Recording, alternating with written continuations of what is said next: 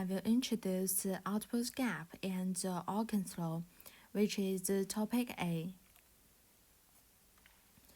I will divide this video into 4 parts. The first part is potential GDP. Potential GDP is the volume of the output that the economy would have produced if labor and capital had been employed at their max sustainable rate. So, when shock causes GDP to diverge from potential GDP, business cycle will happen.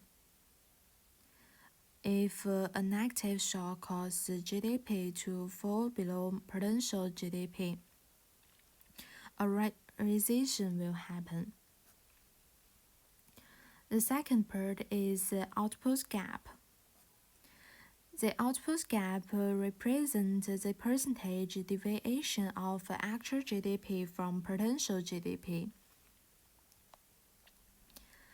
If the output gap is a percentage, it means the economy is producing above its sustainable limit. In this case, inflation and the price increasing are likely to follow. If the output gap is negative, it means demand for goods and services is weak. It's a sign that the economy may not be at full employment. In this case, lost wages and income are likely to follow.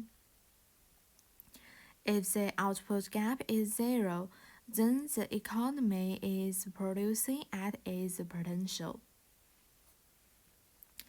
The third part is cyclical unemployment rate.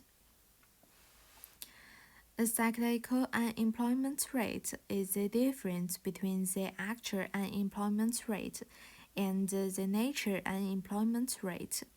For example, assume that in 2009, the unemployment rate in Canada is 7.7%. The natural rate of unemployment rate is 6.1%. What is the cyclical unemployment rate? Which is equal to unemployment rate, which is 7.7%, minus natural unemployment rate, which is 6.1%. It is equal to 1.6%, and this answer is cyclical unemployment rate. The first part is Occam's law. Occam's law describes the relationship between the cyclical unemployment rate and the output gap. It is cyclical unemployment rate is equal to negative h multiply output gap. Since there is a negative sign before h, this shows that if the output gap is positive, then the actual unemployment rate is lower than the natural rate.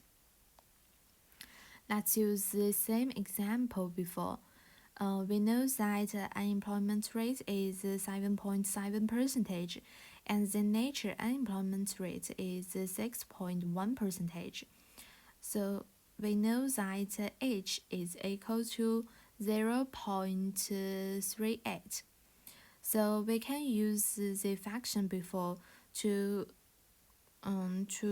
have that the output gap is equal to 7.7% minus 6.1% divided the negative 0.38, and it's equal to negative 4.2%. That's all for this video. Thanks for your listening.